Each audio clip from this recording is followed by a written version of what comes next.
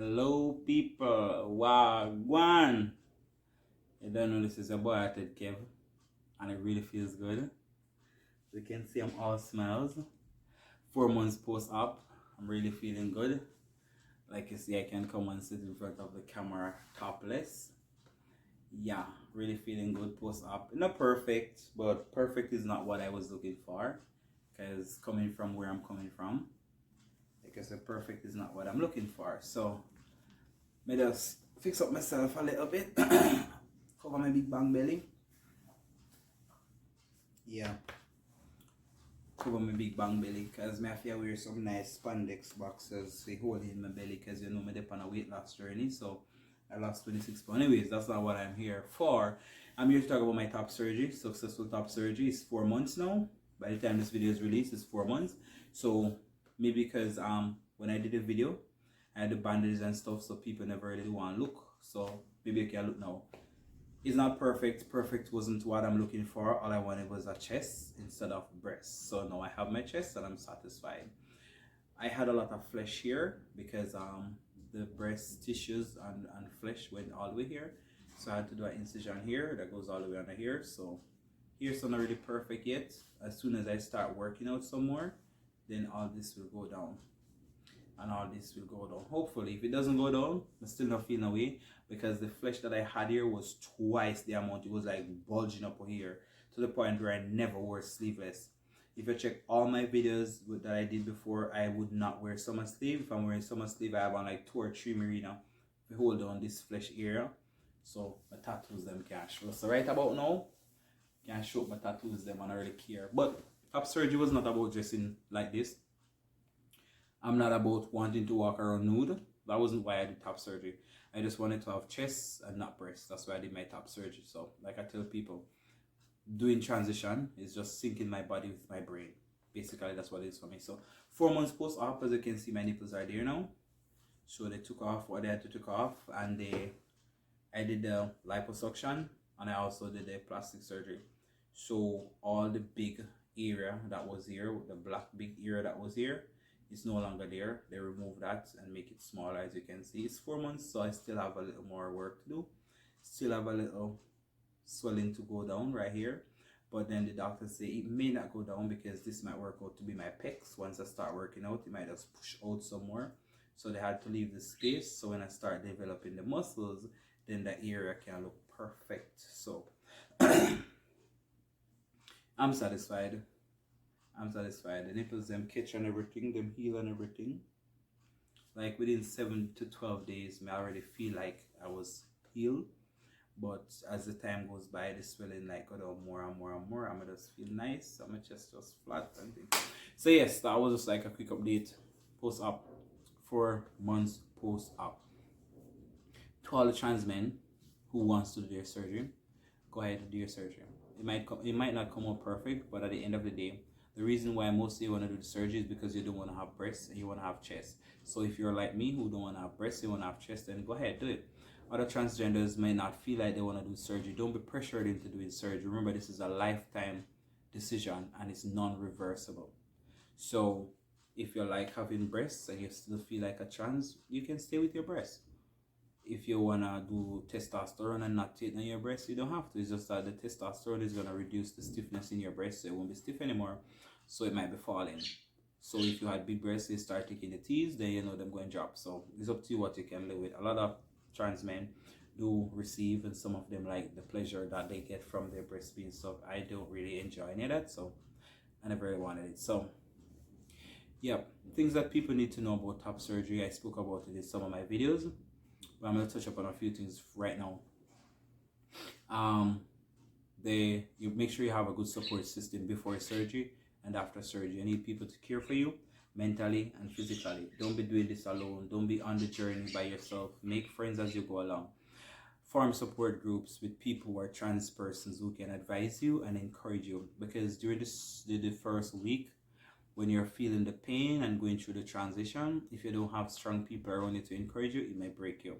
Because you might get to a point where you feel like, why did I do this? When the pain is hitting you, you may feel like, oh my God, why did I do this? Like, I wish I never gone that far. Like, your mind trying to catch up with your brain.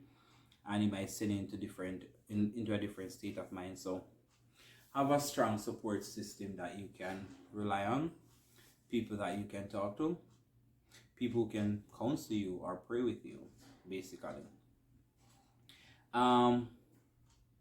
For me, I never really had any problems or complications. I've had people who did their surgery and they had to go back to the doctor and so forth to do changes or to fix stuff.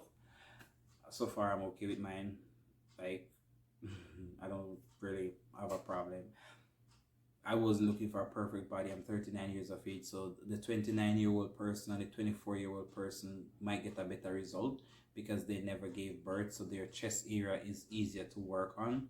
There's not a lot of flesh there because they never gave birth, they never breastfeed and all of that. I gave birth and I breastfed, so it was a little more complicated for me, and I'm also older and my body is big. I wear extra large, so there's more work. My surgery took like maybe almost 3 hours or so. I lost track of time. Maybe 2.5 hours the least, 2.5 hours the least, 3.5 hours the most, basically. Yep, so tell a little about my surgery. All I know is that I went in, did the sign up, do whatever I need to do, sign up, went to sleep, and next thing the nurse said to me, don't worry, we'll take care of you. And when I heard her say that, she said, we're going to give you the anesthesia, you're going to go off to sleep. The last thing I remember doing was praying. And I was, Lord, please take me through this surgery. You know, this is something I really want. I want to be happy. I want to live my life free. And like, people die so early and they don't get a chance to live. Please let me live. Let me survive this surgery so I can come out and be a testimony of your goodness and your grace. Like, I never had the money to pay for the surgery. Well, I could find the money, but it would take me time to pay for it, and the Lord worked a miracle, so my surgery was practically free. 90% of my surgery was covered, and this is why I pledged to myself that I'm going to help as many transgenders as I can help to do their surgery. I can't fund all their costs, but I will be contributing once they reach out to me as much as possible. If it's even 50 Canadian dollars, if it's even 100 Canadian dollars that I can give a person to help with their surgery or to help with their testosterone or whatever, because being trans is not something that you get up and want to do today and tomorrow. A lot of us were born this way. A lot of us just not brave enough or weren't brave enough to come out sooner or earlier and own who they are. Some people weren't able to own who they are from early out because of the fact that the society where they live in, the place where they live in, where they work, their family life, all these things contribute to people not being able to come out as transgenders and live their truth. Some of them are in some relationship that their girlfriend is not okay with dating a trans, so they have to stay under the lesbian umbrella. And I do get that, but people, when you get a chance to come out, if you can come out, live your truth. You live happier when you're open with your sexuality, your identity, and your gender. But I'm not forcing anybody to come out of the closet because, you know, sometimes it's not safe based on where you live. Just wait your turn, wait your turn. You can't be like me and then everybody have the same 4 o'clock, so just wait your turn. So, yep, when I came out of surgery, I went into a panic attack. When I came home and the anesthesia was wearing out and the oxycodone is something like Jamaican people that call it coke. It's that strong. It's one of the things that persons who use substance would use or would take, and it give them a high feeling. So it numbs the body and numbs the pain, so your body don't feel all that pain. But it's also strong on the brain and on your mental space. So when I took the one pill, it wasn't even one, half a pill, and I felt so lightheaded. I felt like I was hallucinating. I was like, okay, I'm in a different world. I'm like Superman, and that was the vibe I was feeling. And then I'm like, no, Lord, I didn't come this far for you to leave me. Like, please guide me down, take me down. I'm like floating. And then when the pill started to wear out, I started hallucinating. I hear some voices that talk to me. And there was one point in time when I'm like feeling like, oh my God, please, I don't want to be having these thoughts. Like, I wouldn't even repeat the thoughts that I was having. And I said to my daughter, you need to call the hospital. I said, my daughter, call the hospital or call 911 because I don't like the way I feel. I need to talk to somebody. I called 911. My daughter called 911. When they came, I could hardly speak. I tell them, like, my heart felt like it was racing and everything. And they came and they checked my heart and everything. Then they rushed me to the ER.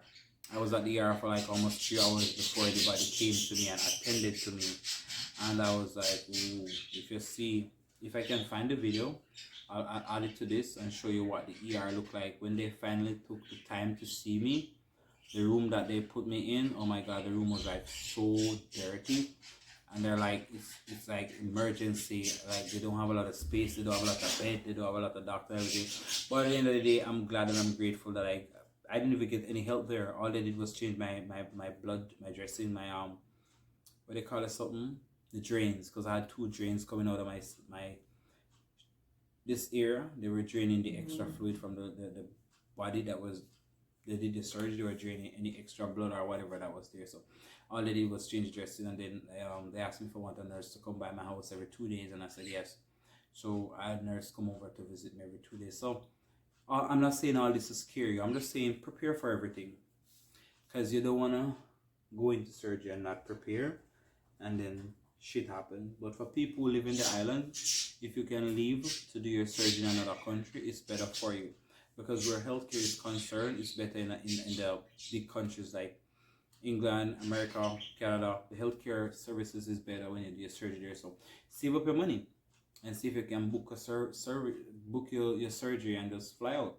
And for the persons who get the opportunity to leave and just launch out. Life is better when you leave your hometown, when you leave your country. Most times life is better.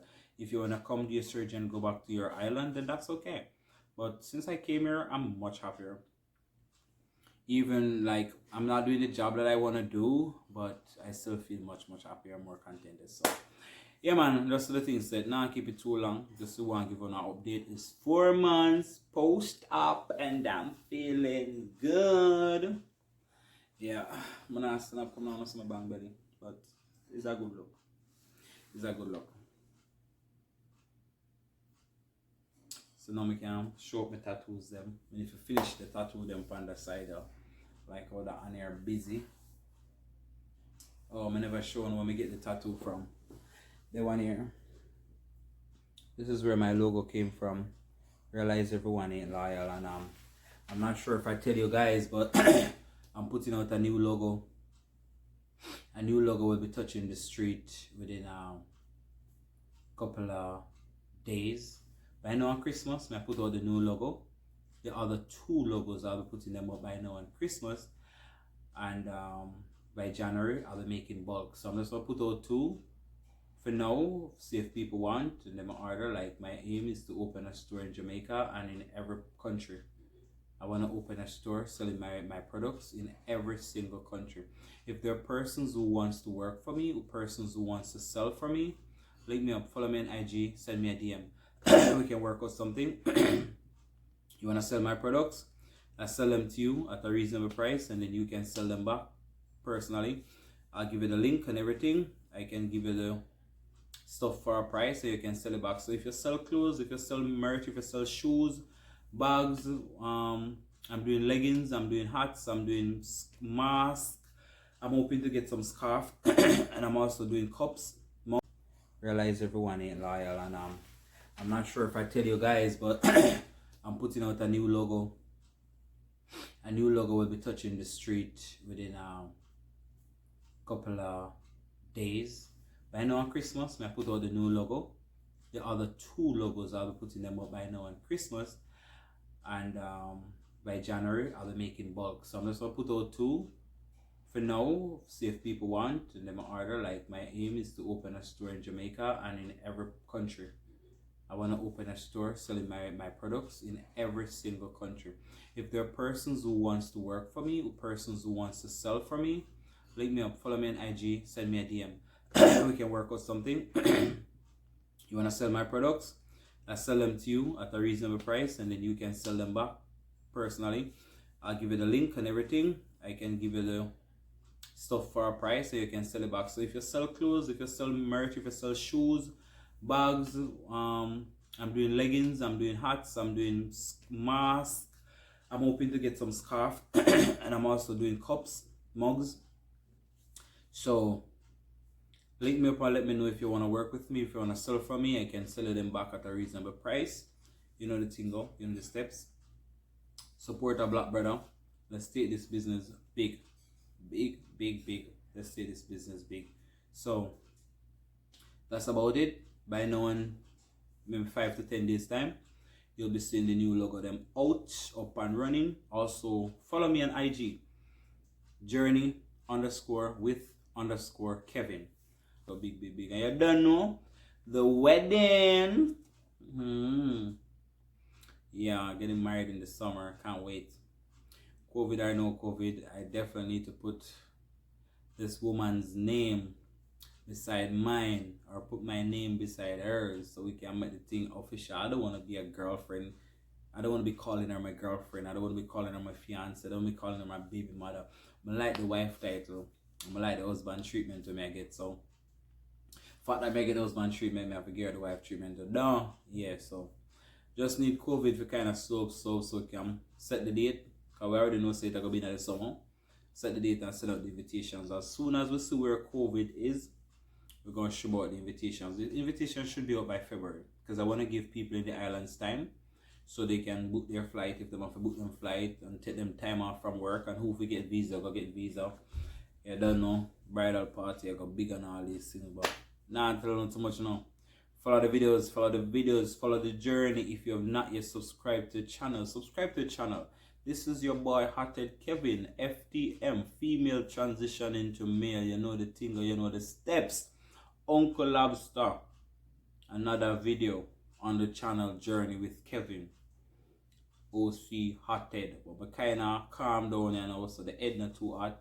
You know my SSW, just graduated SSW, also a counselor. Like I tell people, I'm a LGBTQ and HIV, as also heterosexual, advocate, peer counselor, activist. I choose to be an LGBTQ and HIV activist because I find that these two communities find themselves at the bottom of the marginalized communities, and it's kind of unfair to them or unfair to us to be at the bottom of the marginalized communities without a lot of people to speak up for us. Also, I became an advocate and a peer educator because a lot of people who ridicule us and come across as transphobic and homophobic and all the other phobics is because they lack the knowledge as to who we are. I was having a conversation with one of my friends this week, and I said to the person, this is how I look at it. Homophobic persons, 8 out of 10 of them, I believe they're homophobic because that is how they were raised to believe. They were raised to believe a man should be with a woman. Until we can prove to them otherwise, then it's null and void. It's as simple as you were taught in school 1 + 1 = 2.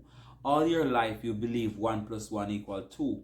And all of a sudden somebody come and tell us that 1 + 1 = 3. You're going to need that person to prove to you and show you evidence as to how 1 + 1 = 3.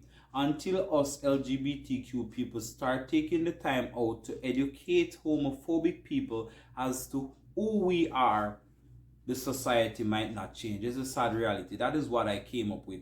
If we can't take the time out to educate people, then them not gonna learn. You know, many persons have been more acceptable of LGBTQ folks since I started blogging.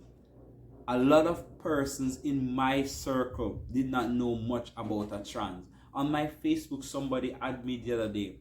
We met in a group, and the person added me because of the vibes I bring to the group. When she came on my page, she saw my gender as trans man. And she jumped in my DM and she's like, I'm sorry to be in your DM, but I look at your page and it's a trans man. What does that mean? I don't want to be rude. And I explained to her, that's me educating somebody. Another person would message me and say, you know, I thought you were born a man. Oh my goodness. And I'm like, okay, that's good that you think that way, but I was born a female. I transgendered to a male. I use every opportunity I get to educate people. I don't argue with people anymore about my sexuality, my identity, or my gender. I start educating them. There was a person who came in my DM after I did a video the other day about my top surgery. The person came on my IG and the person was like, it's abomination to the Lord, and why did you do this and why did you do that? I say, I thank you for your comments and I thank you for taking the time to follow me on IG and on YouTube, and you want to follow me on Facebook too, feel free to do so. But what I don't tolerate is you telling me how you feel that I should live, because I'm not in your DM telling you how you should live. And she was like, well, I'm sorry about the way I was raised. I'm like, and I'm sorry that you were raised that way. People choose how they want to be. People choose what they want to believe. I never choose to be gay. I never choose to be a trans. I felt like I was born this way and I'm just living my truth. So sorry that you're not living yours, or you take the time out of your schedule to come over here to tell me I'm living the wrong way then. Okay? The doctor said pork not good for you, too much meat not good for you, the vegetable is better for you, but we still eat meat. The dentist tell us too much sweets is not good for you, but we all still eat sweets. So if the people them say being gay is not good for you, well, we all gonna be gay until the day we die. How about that? Yeah, go you gonna do. To each his own. And that is why check out my next logo. My next logo gonna speak towards this. My next logo is gonna speak towards this that I just said. Make people live them life how them want to live it. Look out for it. Live and let live. Boom. It's my life. Let me live. Period. It's my life. Let me live. That's one of the logos that's coming out. Another logo coming out will be live and let live. Lal. Now until no more. Remember, watch the videos. I'll be having giveaways in January. So you gotta watch the videos in order to win. You know the thing said. My boy Kevin, Journey with Kevin and the family will be chipping out right about now. I love my daughter for the tripod, I see. I don't have to get up to go touch button anymore. Just press the button and we are out. So yes, people, like the videos, comment on the videos, share the videos, tell a friend to come over to Journey with Kevin and participate in all the education that's going on over here. This channel is mostly about motivational talks. Motivate people to be the best version of themselves. Check out my playlist that is called Motivational Talks and Story Time. There are other playlists you can see. There's a pranks and a competition. Those are all funny stuff. So I do give a little funny stuff now and then. And check out the Rainbow Collection. Like, you know, the playlist speaks about the Rainbow family. Me and my wife, my daughters, we're a part of the Rainbow. And we just had a baby. You can watch the video in the Rainbow Child playlist, and you can see how my wife conceived or how she was able to give birth. People, until next time, I'm out.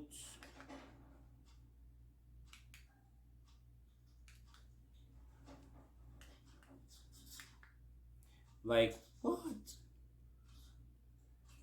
I swear I said I'm out a while ago.